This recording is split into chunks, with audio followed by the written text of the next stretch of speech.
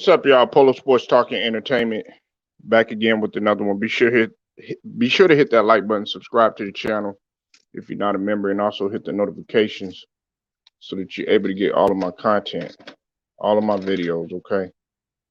Uh Now that Jokic has pretty much established himself as the premier big man in the NBA, now he's being talked about in terms of his skill and not I'm not saying that the media is comparing him so much to the great Hakeem Olajuwon, but they're actually saying that he's more skilled than Hakeem Olajuwon. Now, look, I like Jokic. I like what he's doing. Everybody knows I like him, and they can't believe that I like a guy that's so unorthodox.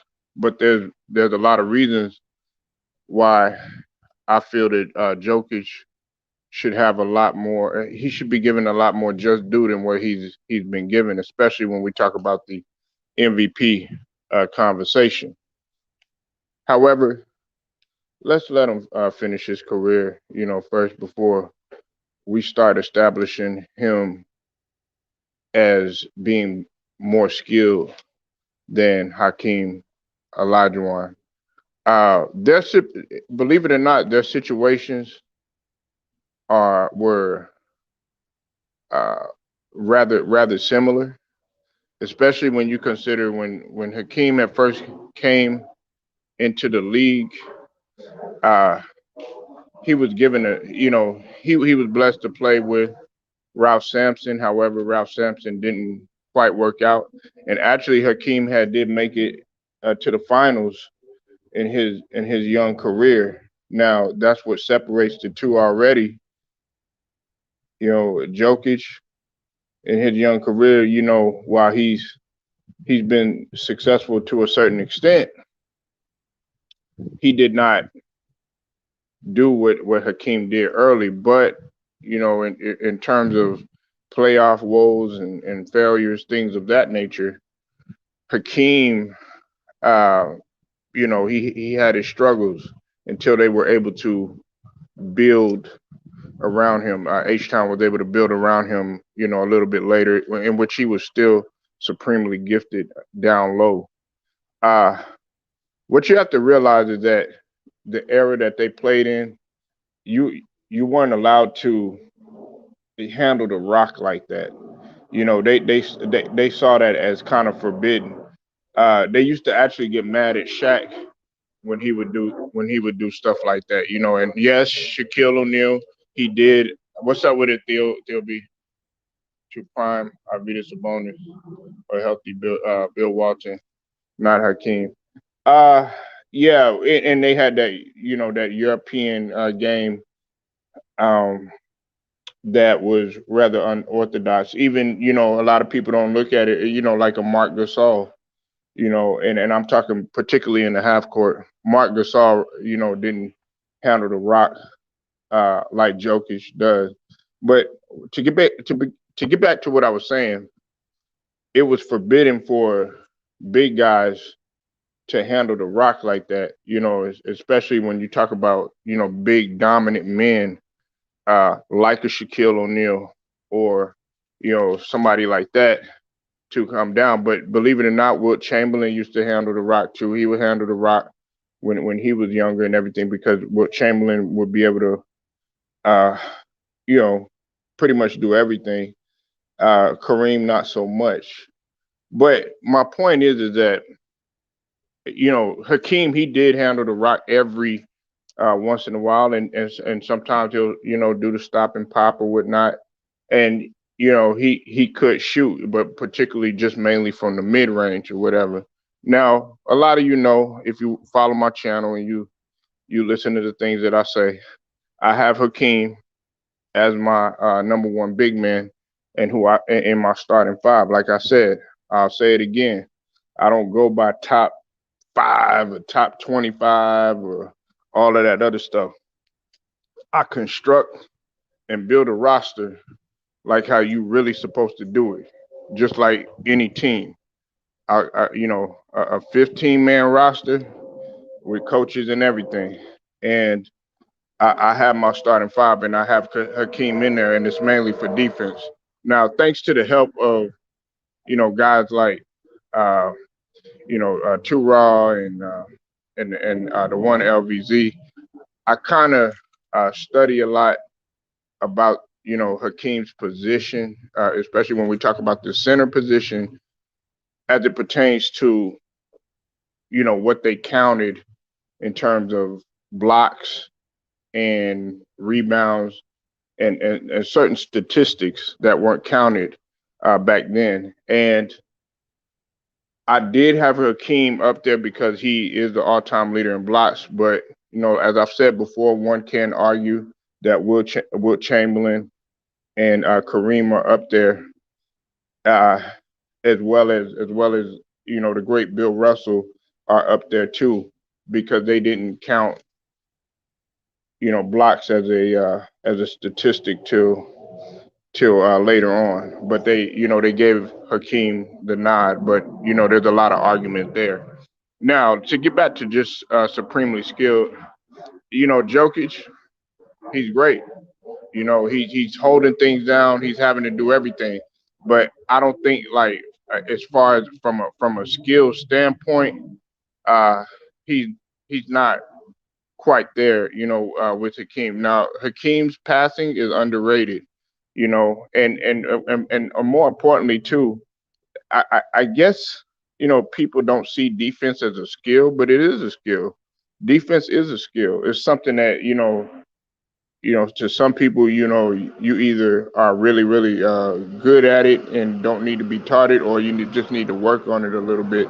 And some people already have that mentality. But defense is a skill, and it's something that came natural to the great Hakeem. So in that aspect, he's better than he.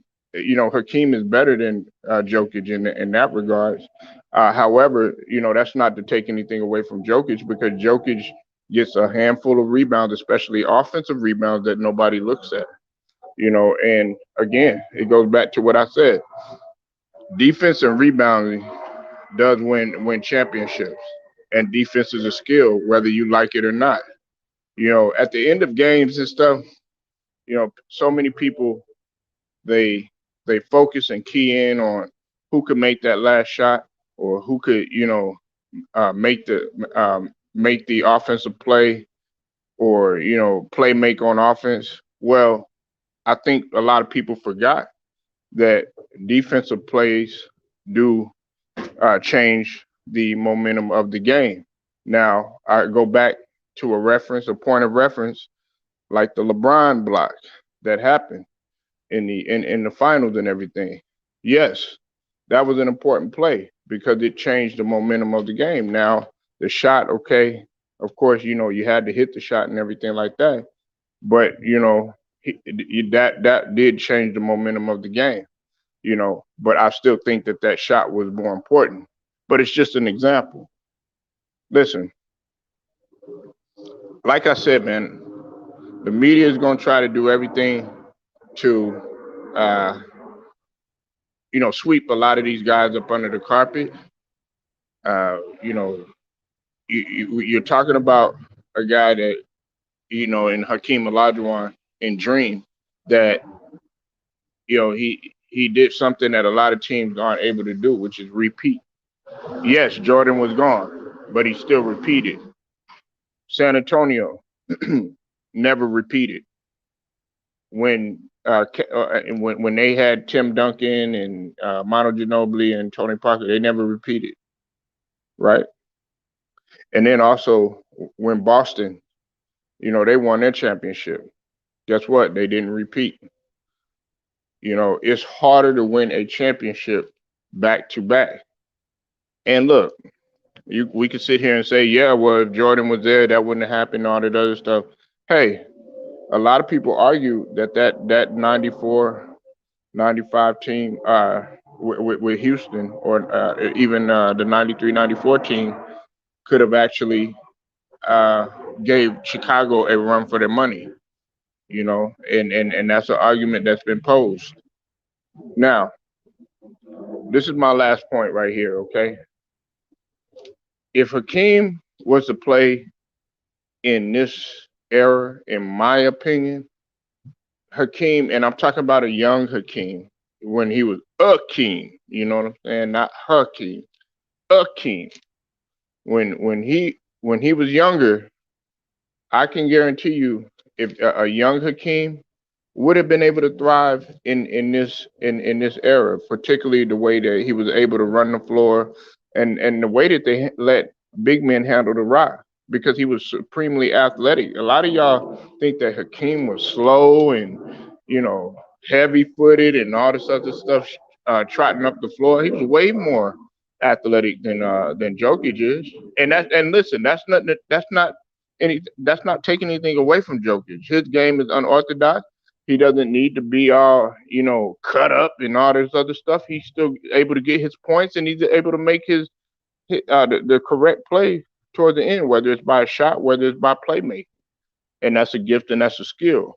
However, not not uh not ready to put him on the level of a Hakeem. Now, are there some attributes that you could say, okay, yeah, there's some similarities there? Yeah, absolutely. But uh, Hakeem is he was just just on another level, especially in the half court, and especially as he got as he emerged as that top guy, as the top center in the league. He had moves that were undeniable, in which are being taught to both centers, forwards, and guards. I could name pretty much a lot of people that have worked with Hakeem: Dwight Howard, LeBron James. Uh, you know, the list goes on and on. Carmelo Anthony. Kobe Bryant. Everybody's worked with Hakeem. And he does it, and he doesn't even need to teach it. He doesn't even have to take his time to teach those skills. So when we talk about skills, you know we can't mention Jokic right there. Now they're gonna do that, simply because he's getting a whole lot of. What's up with it, Lewis Sports Network? I see you in the building. You said the big advantage already that Hakeem has is his defense. Yeah, absolutely. But Jokic is up there on defense. Let's not make that mistake. Jokic is a defender. He's not quite the defender that Hakeem was, but he is a defender. He is a defender, and especially when you talk about rebounding and offensive rebounding, Jokic is a monster. Jokic is a monster, but he's not up there when it comes to Hakeem, because Hakeem was up there in terms of steals all time. A lot of people don't know that. However, let me say this last point. I know I said the other point that I was going to say was the last point. People talk about all these triple doubles, stuff like that. I'm gonna leave you with this, and I'm gonna let this marinate in your mind, everybody. Hakeem was able to be one of a handful of players that was able to get a quadruple double. A quadruple double.